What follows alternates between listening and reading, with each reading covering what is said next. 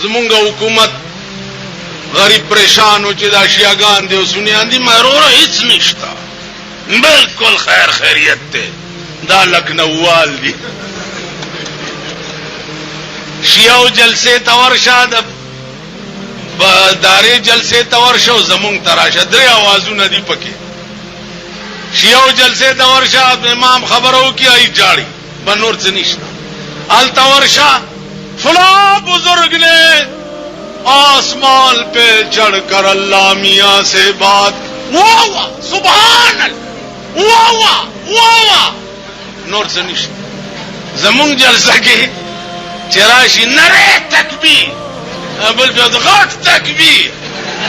دلته به بل استاد را چغه کیږي تاج او تخت زنده‌باد. نور څه نشته. لکھنؤ کې 9 کاله جګړه شوی و، 3 کوزي پکې ماتې. هیڅ نشته. ماوي خپنه شي دا ټولو خلقو پوند ماته معلومي. والله کرانه نه خزر روزي بار نرانه تکو کینو ګرځي. پلار به تداسې وګرځي لکه دا اوس چې روان. تاسو د الکانو ته خیال لرئ چې پلار روان یو په یو ته کوي. خلې به چنګي نیولې، د ګنډېرو دغه به لاس کې نیولې، ګنډېرې ومجي او پلانیا استغفر الله استمر. هلکه دا څوک دی؟ دا مې ډېر جاني دوست دی. ها د چاخور امور چې خراب یا خود دلای نو د دله دوستم دلای بے غیرته ته چې د دله دوست خو تم دلای کنه. دا زمون قوم دی او دا زمون ملک. هلکه دې سړی ته د خزې کنځل ولې وکړ؟ وای دا مې دوست وای دا سړی ته چې ګورې خوله پورې سپی تړلی دی. وای څوک وای چې څوک او څوک وای چې څو خورو. د چا د سبزی په دکان سبزی نه خوښیږي چې نن څه پاخه کو.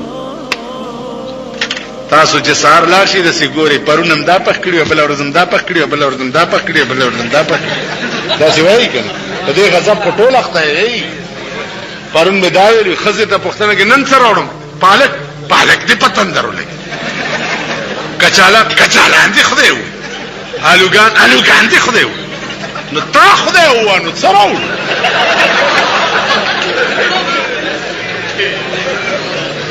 تا خدای ووه.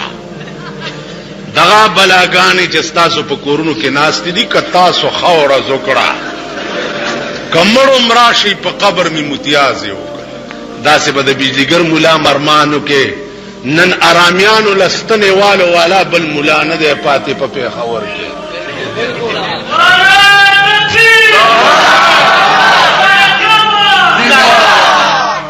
داستنی نن ټول خسیان.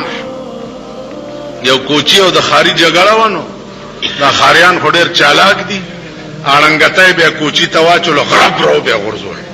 دا کوچی به چې راپاسېدو البته یو وارې رازکس ته یو وارې رازکس. خارای به چې بیا راپاسېدو بیا به چړنګېده، بیا دا کوچی را غرب والو. البته یو وارې رازکس ته یو وارې رازکس. اوس مونږ وایو چې ته یو وارې بیا وکړه چې غړم مونږ وایو چې زه خیر دی دا ظلم مړه ود بیته تو کچھ کیسے نه.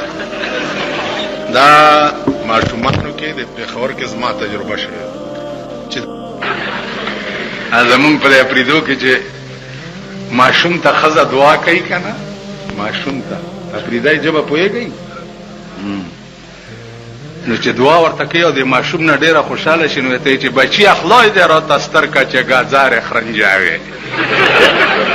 د اپریدو کې د ګازرو او د ټیپر چې دي نو د دې ډېر رواج و. پخوا اوس خو اپریدي بادشاهان دي او پخوا سپېرو که نه، د خپله اپریدی یم نو غزلې به چې ویلې نو دا غزل بیل چې ارمان دی پېښوره تو کې څه ډېر نعمتونه دي، سپین شارې دی مولې سره دی ټیپر لکه لولونه دي.